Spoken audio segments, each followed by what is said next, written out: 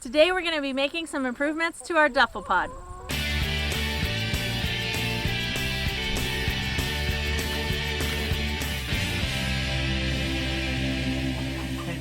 We have a flock of about 70 free-range chickens. We have 2 coops that we keep them in. This is our newest model, which we call the duffel pod. In one of the Narnia series, they meet people on an island that only have 1 foot and they've been made invisible. They're called the duffel pods, and so we named this chicken tractor the duffel pod because of the 1 foot in front that it rests on. We're gonna go out and change out the bolts on the duffel pod. The longer bolt will allow me to get some washers in there and tighten the wheels down better. So I'm not worried about breaking the wheels. The wheels are pretty expensive. We've been using this tractor for about a couple months, maybe since the beginning of summer, and we've had some issues with the wheels. You can see right now the wheel is tilted outward.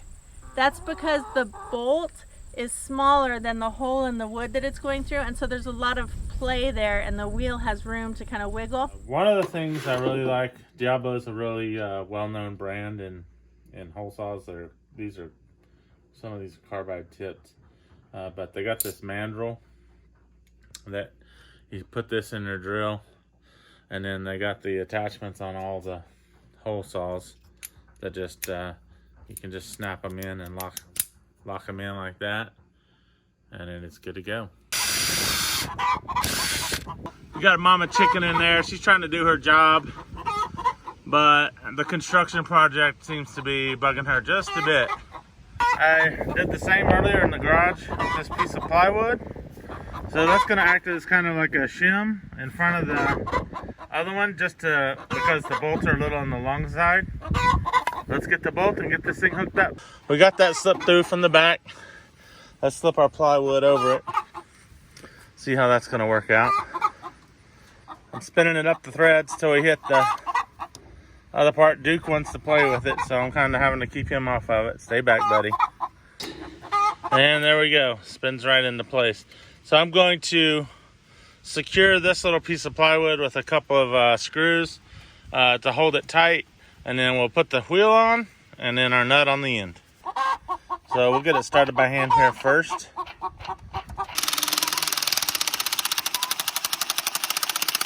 But yeah, these aren't good. They're not wiggling and jiggling like before at all. So we won't have any of that rubbing. The other issue that we've had with this duffel pod is the placement of the wheels. When the chickens get in here and they get on their roosts toward this end and their nesting boxes are back here, the whole thing gets back heavy and it just wants to tilt upward. And so we have had a temporary solution for that problem, which is to put cinder blocks on the front foot of the duffel pod. Hopefully, by moving the wheel back a little bit, it'll counteract some of that back heavy weight and it won't tip so much. This is the foot of the duffel pod where it hitches. Oh, get her, she's gonna fall. Okay.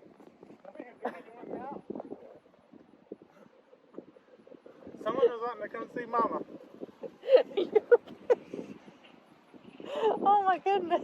She wants to be in the shot, she says. Are you ready I'm for ready your for my close-up? close-up. No heavy breathers in the shot. Come here, Oakley. Come on, girl. This is the foot of the duffel pod where it connects or hitches up to our mower. The wood part that it was on, as you can see, is cracking. So Chris ordered this metal hitch plate off Amazon. We'll put a link in the description. Chris left the wood under here as a sacrifice. This is why it takes me forever to make a video. Chris decided to leave this piece of wood on the foot because it's going to be a sacrificial piece. It'll be the one that gets weathered, and the post will stay out of the wet ground and last longer that way. All right, so the duffel pod with the upgraded hitch there, with the tires in the new position on the new bolts. Let's see how it is. Oh yeah, it's a lot heavier on the front.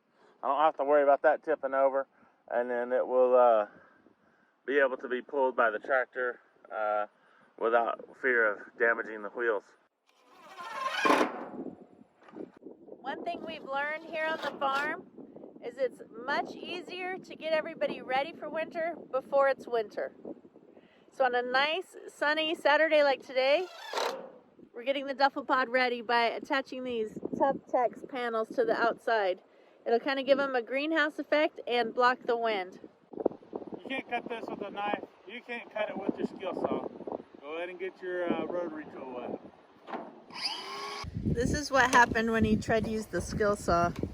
It just kind of broke in a bunch of places. Going inside, I'm gonna check it out. No wind. Oh, Jude. That was wrong. Pro tip my dad taught me. You got your screws, you just take them, you dump them in your hand. If you can't work with a handful of screws, I don't need you on this job. Get to work, boy.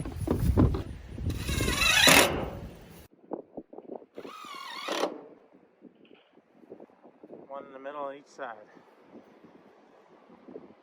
I go just below your latch. Yep.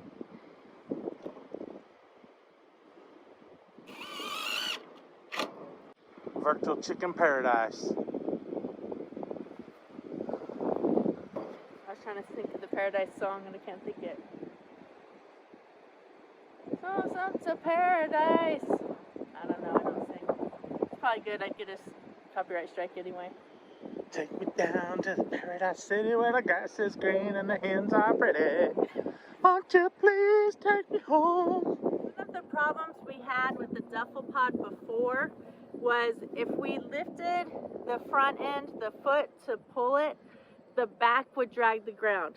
But since Chris moved the wheels to the back, not only did it help with the balancing part of it so it doesn't tip towards the back anymore, it also makes it easier to move because you can pull the foot part up a little bit higher, not have to hunch down when you're trying to walk it. Ooh, it's much heavier. It used to be very, very light. It's not too bad though. It's rolling a lot better. It rolls nicer, but it is heavier. So it's the give and take. You move the wheels forward, then you have a different pivot point. It's a little easier to lift, but it does definitely roll better with the wheels in the back where they are. Even though it's a little heavier to pull, we really don't pull it by hand that much. We move it every couple days, just forward one length, so that the chickens aren't sleeping right over their, messy, poopy stuff. But if we're going to move it any distance, like when we move it over to the other side of the farm, we're going to be pulling it with the trailer, with the mower, so it's really not going to be that big of a deal. And, while it's a little bit heavier, it wasn't hard to move. And the wind that we've got today is a perfect example. It's not being blown around at all. It's not going to get tipped over. It's weighty enough to hold itself down. And we have strong winds that come through here pretty often, so that is a concern for us. The last thing that we'll have to do before we get any snows is move it where it's going to sit over the winter period, and then we'll put straw bales around it at the bottom that will just keep the really icy wind from whipping in up under where the chickens are. That is not going to be necessary for another month or two probably, because the cold temperatures here don't really hit that much until January, February. So, we've got some time. But for now, we're set for winter. We've got the wheels that are nice and sturdy and in place. So thanks, Chris, for working on that so hard, even when I wasn't here. And we've got the wind shield, if you want to call it, up around. So we're set for now, and the chickens seem to be really loving it. I'm using some plain old little sheet metal screws here like that. They got a nice big head. One of these pro tips I'm going to give you when you're working with the hateful Phillips, there's a reason everyone switched to Torx. It's because these Phillips, your drill will slip right off of them. Eventually, you're going to have your drill bit is going to hit you in the finger while you're pushing real hard. Now here's the tip. Just keep working, don't look at it.